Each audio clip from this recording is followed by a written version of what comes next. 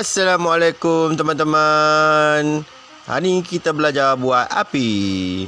Okey, persiapkan semua bahan-bahan. Okey. Bila bahan-bahan dah tersedia, kita pakai fire starter. Okey. Kemudian kita cuba hidupkan api sampai bara tu dah lekat. Macam tu.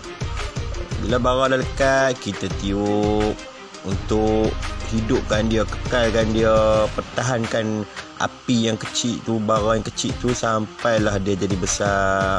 Bila dah jadi besar, kita masukkan kayu-kayu yang kecil, kayu-kayu yang lebih besar sedikit macam tu.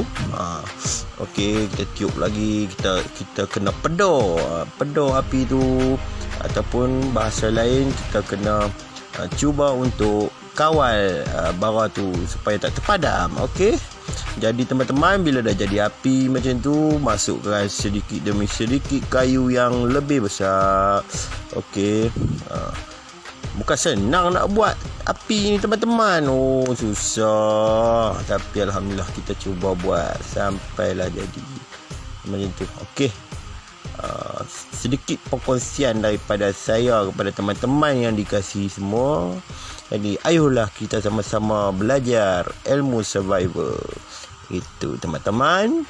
Sampai berjumpa lagi. Jangan lupa subscribe.